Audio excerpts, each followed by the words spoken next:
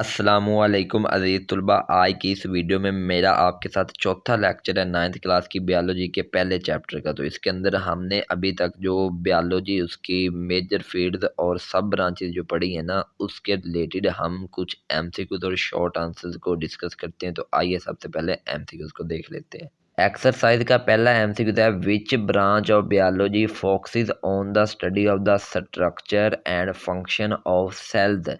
तो इसका A option cytology, B microbiology, C histology और डी इकोलॉजी। तो देखें ये सेल्स के स्ट्रक्चर और फंक्शन की बात कर रहे हो, तो सेल्स का स्ट्रक्चर और फंक्शन हम साइटोलॉजी में पढ़ते हैं। तो ए ऑप्शन इसका सही आंसर है। दूसरा एमसीक्यू है, the study of the processes of heredity and variation in living organism is known as ecology, genetics, anatomy, embryology. तो देखें यहाँ पे हेरिडिटी आया, विरासती, तो ये जीन्स के रिलेटेड होता है और जीन्स जेनेटिक्स से रिलेटेड होता है, तो इसलिए बी ऑप्शन सही है, जेनेटिक्स। आगे 4 नंबर एमसीक्यू है, heart pumps blood, stomach digests food and kidneys excrete waste, the statement comes from.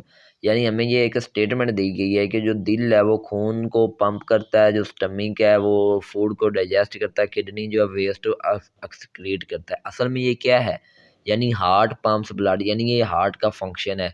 इसी तरह मैदे का फंक्शन दिया हुआ, गुर्दों का फंक्शन दिया हुआ, उनका काम।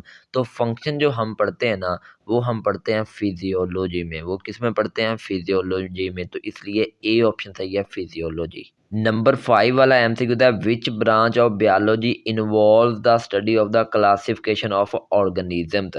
यानी कि बायोलॉजी की वो कौन सी ब्रांच है जिसमें हम ऑर्गेनिज्म की क्लासिफिकेशन करते हैं? तो इसका ए ऑप्शन सही है, टेक्सोनोमी। असल में टेक्सोनोमी लफ्ज़ निकलता है टैक्सा से, जिसका मतलब होता है ग्रुप्स, और ग्रुप्स सब ग्रुप्स बनाना, ठीक है। तो यहाँ पे भी क्लासिफिकेशन है, क्लासिफिकेशन का मतलब यही है ना, ग्रुप्स सब ग्रुप्स में डिवाइड करना। तो इसलिए ए ऑप्शन सही है, टेक्सोनोमी। तो जो हमने पहले 3 लेक्चर पढ़े हैं उनके रिलेटेड बस इतने ही एमसीक्यूज बनते थे। आगे एक्सरसाइज के शॉर्ट हैं, तो जिसमें पहला शॉर्ट है, define the following branches of biology, जिसमें जेनेटिक्स है, अनाटमी है, पैलियोंटोलॉजी है, मैरीन बायोलॉजी है, पैथोलॉजी है। इनकी आपने जस्ट डेफिनेशन लिखनी और सिंपल एग्जांपल लिख देनी, ठीक है। तो ये मैंने आपको ऑलरेडी लास्ट लेक्चर में पढ़ाई हुई है, तो मैं आपको बस ये दिखा देता हूँ, ठीक है। आप इसे खुद ही पढ़ लें, एग्जाम्पल भी आपके सामने लिखी हुई है, डेफिनेशन भी लिखी हुई है। और अगर आप इसको डिटेल में समझना चाहते हैं तो आप लेक्चर नंबर 2 और लेक्चर नंबर 3 को देख सकते हैं। इसके बाद आगे एक्सरसाइज का दूसरा शॉर्ट है, which branch of biology involve the study of the development of organism from fertilization to birth और हैचिंग।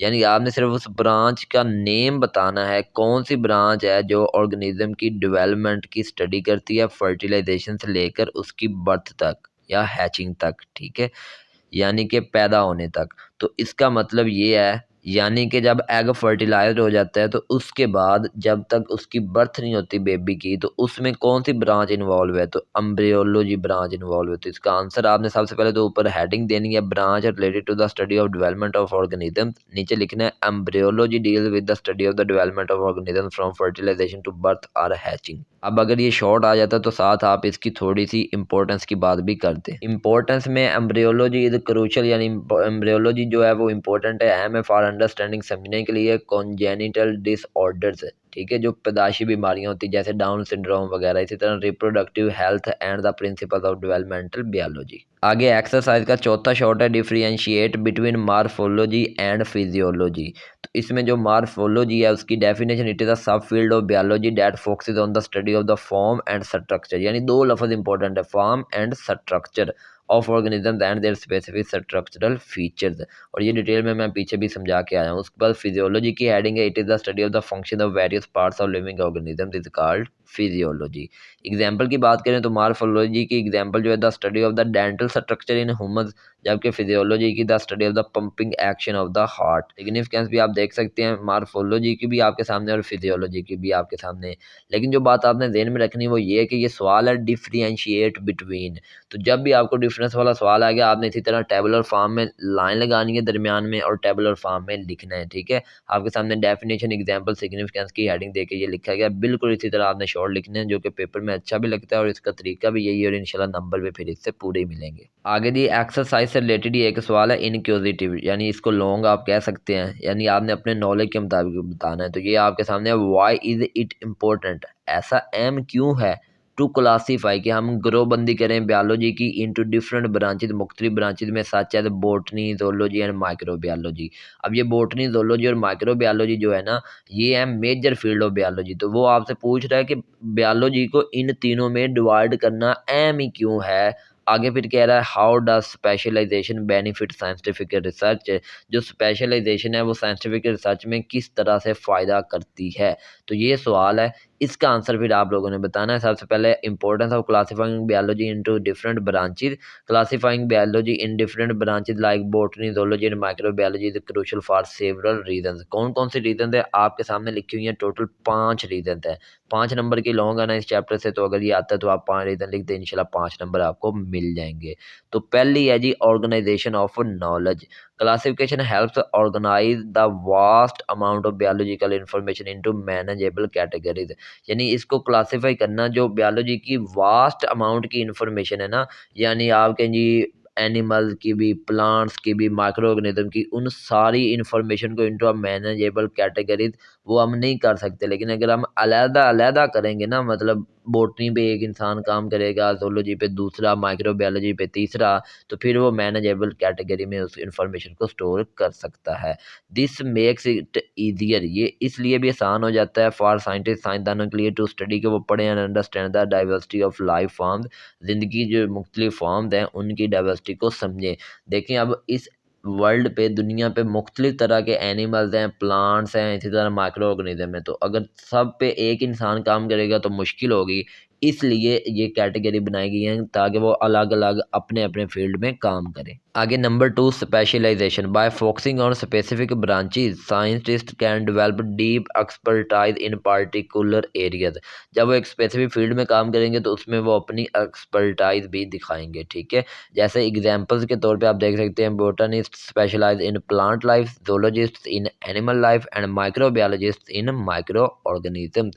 और इसके सिग्निफिकेंस की बात करें तो दिस स्पेशलाइजेशन अलाउज, मतलब ज़्यादा देती है for more detailed and advanced research.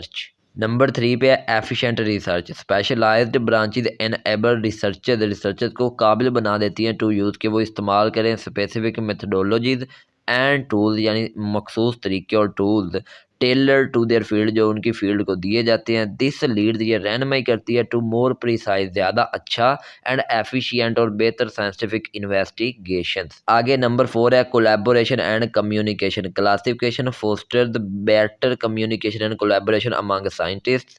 When researchers specialize, they can more easily share findings and build on each other the work within their specific field। यानी अपना काम वो दूसरों के साथ शेयर करेंगे, उनके काम से फ़ायदा उठाएंगे और वो मज़ीद बेहतर काम करेंगे। लास्ट पे नंबर 5 है solving specific problems. Specialised allow scientist to tackle specific real world problems effectively. जैसे एग्जांपल है जी, microbiologist develop vaccine and antibiotics. इसी तरह botanist work on improving crop yield and combinating plant disease. यानी जो microbiologist है वो तो वैक्सीन और एंटीबायोटिक्स बनाएंगे, ठीक है। जो बोटानिस्ट हैं वो क्रॉप की फील्ड जो यील्ड जो है उसको बढ़ाने के लिए मेहनत करेंगे, इंप्रूव करने के लिए, यानी फसलों की जो पैदावार है वो ज़्यादा बेहतर हो जाए। और इसी तरह कम्बेटिंग प्लांट डिजीज, पौधे बीमारियों के खिलाफ लड़ सकें, फाइट कर सकें। और जो जोलॉजिस्ट हैं focus on wild life conservation and understanding animal disease, ये एनिमल के रिलेटेड काम करेंगे। तो इस तरह आपका ये लॉन्ग जो है वो एक्सरसाइज का कंप्लीट हो जाएगा। तो आज की इस वीडियो में मैंने आपको आज तक पीछे 3 लेक्चर में जितना पढ़ाया था उससे रिलेटेड एक्सरसाइज में जो कुछ भी था वो सारा पढ़ा दिया है। इंशाल्लाह अगले लेक्चर में मज़ीद टॉपिक को स्टडी करेंगे। तो मिलते हैं किसी और वीडियो में। अपना ख्याल रखिएगा। Take care. अल्लाह हाफिज़।